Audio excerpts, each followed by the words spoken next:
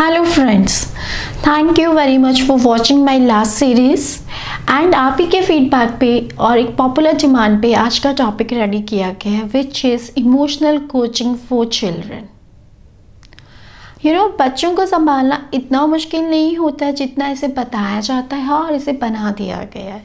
अगर हम शुरू से ही अपने बच्चों को उनके इमोशंस के बारे में बताएं तो negative self esteem, behavioural issues, relationship issues, depression कभी आएंगे ही नहीं। It is easier to build an emotional intelligent child rather than repair a broken adult। हम बच्चों की एजुकेशन और हॉबीज़ पे तो बहुत खर्च करते हैं, लेकिन अगर थोड़ा सा टाइम लगाकर हम उनकी दिल की फीलिंग्स को खुद समझें और उनको समझाएं तो हम एक इमोशनली इंटेलिजेंट बच्चा रेज कर सकते हैं। Emotional intelligent means expressing our feelings appropriately and understanding the feeling of other persons also। Emotional intelligence में हम कभी भी फीलिंग्स को ना जज करते हैं ना चैलेंज करते हैं। फीलिंग्स नेगेटिव भी हो सकती है, फीलिंग्स पॉजिटिव भी हो सकती है, बस आपका एक्सप्रेस करने का तरीका अप्रोप्रिएट होना चाहिए। बच्चों को इमोशनल इंटेलिजेंट बनाने के 4 सिंपल स्टेप्स। पहला step, set a appropriate model in front of children. जी हाँ, चाहे मामा और पापा और घर में जो भी लोग रहते हैं उन्हें सबसे फर्स्ट एक राइट एग्जाम्पल सेट करना होगा। उन्हें अपनी फीलिंग्स, अपने इमोशंस को एक्सप्रेस करने के लिए सही ऑप्शंस ऑप्ट करने होंगे। साथ ही साथ घर की इमोशनल हेल्थ भी चेक करनी होगी। इमोशनल इंटेलिजेंस का मतलब कभी भी यही नहीं होता कि आप नेगेटिव फीलिंग्स मत एक्सप्रेस कीजिए। इमोशनल इंटेलिजेंसी का मतलब ये है आप अपने फीलिंग्स को अच्छे से एक्सप्रेस कीजिए। तो जो घर के बड़े हैं उनकी जिम्मेदारी है वो राइट एग्जाम्पल सेट करें। फॉर एग्जाम्पल, जब भी आपको गुस्सा आए आप अपने बच्चों पे गुस्सा ही कीजिए, पर वो गुस्सा उस सिचुएशन पे होना चाहिए ना कि बच्चे पे, और वो एक बबल के जैसा होना चाहिए। ऐसा नहीं है कि आप उससे पूरा दिन ही नाराज़ रहें या पूरा दिन ही ताने कसें या फिर उसकी पर्सनालिटी के लिए कुछ कहें। आपको जो भी कहना आप ये कहिए कि ये सिचुएशन मुझे अच्छी नहीं लगी, आप इस सिचुएशन को किसी और ढंग से हैंडल कीजिए।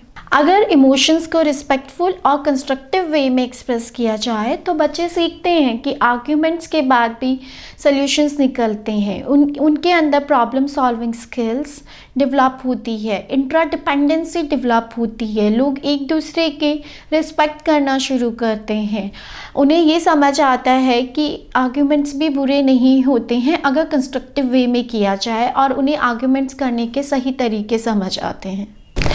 जब मामा पापा और फैमिली मेम्बर्स अच्छे से इमोशंस एक्सप्रेस करते हैं और घर में एक अच्छा इमोशनली हेल्दी एनवायरनमेंट होता है तब बच्चे सीखते हैं इमोशंस को दबाना नहीं चाहिए बल्कि इमोशंस को बहुत ही रिस्पेक्टफुली एक्सप्रेस करना चाहिए। The second point is validate emotions of your child. हमने फर्स्ट पॉइंट में सीखा कि हम कैसे एक अच्छा रोल मॉडल अपने बच्चों के सामने रेडी कर सकते हैं, लेकिन जो उससे भी इम्पॉर्टेंट है उनके इमोशंस को वैलिडेट कीजिए और उनके इमोशंस के लिए वोकैबुलरी डेवलप कीजिए। हैप्पी, सैड, एंग्री, अपसेट, ये सब वर्ड्स के मतलब ही नहीं पता हो बल्कि उन्हें ये चीज़ एक्सप्रेस करनी भी आनी चाहिए। जब बच्चा आपसे अपनी बातें शेयर करता है तो उसकी फीलिंग्स को वैलिडेट कीजिए और एक गुड लिसनर की जैसे उसको सुनिए। फॉर एग्जाम्पल, अगर आपका बच्चा आपके पास रोते हुए आता है और कहता है मेरे फ्रेंड को मुझसे ज़्यादा अच्छा गिफ्ट मिला है, तो आप उसे कहिए मैं समझ सकती हूँ आप अपने गिफ्ट की वजह से अपसेट हैं, पर ट्रस्ट मी आपका गिफ्ट भी बहुत अच्छा है एंड आई होप आपको नियर फ्यूचर और भी अच्छे गिफ्ट्स मिलेंगे।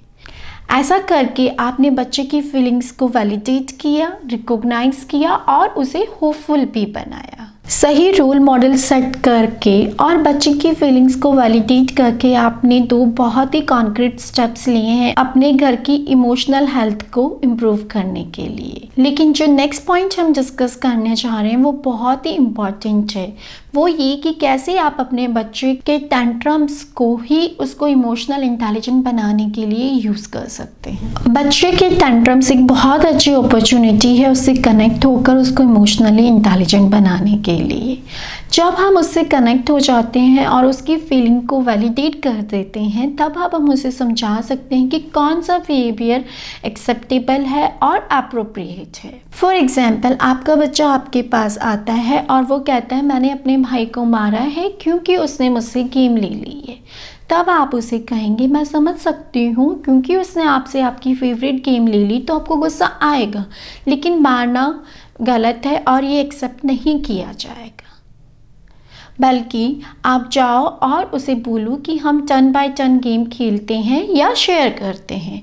ये एक बहुत अच्छा अपॉर्चुनिटी होता है जब आपका बच्चा टेंट्रम शो कर रहा हो, तो आप उन्हें सही डायलॉग, सही वर्ड्स और सही डायरेक्शन दें इमोशनल इंटेलिजेंट बनने के लिए। मैं इस बात से पूरी तरह कन्विंस हूँ, अगर आप अपने बच्चों को हेल्दी वे में अपनी इमोशंस हैंडल करना और एक्सप्रेस करना सिखाएंगे तो ना ही कभी कोई उन्हें हर्ट करेगा, ना ही वो किसी और को हर्ट करेंगे। Emotional intelligence makes world a safe, better and peaceful place. Friends, मुझे उम्मीद है आपको मेरी ये वीडियो पसंद आई होगी। सो लाइक और सब्सक्राइब करने में देरी मत कीजिए। आप अपने फेवरेट टॉपिक्स के लिए मुझे रिक्वेस्ट कर सकते हैं। उन्हीं टॉपिक्स के साथ मैं आपको अपने नेक्स्ट वीडियो में मिलूँगी। Thank you, bye bye.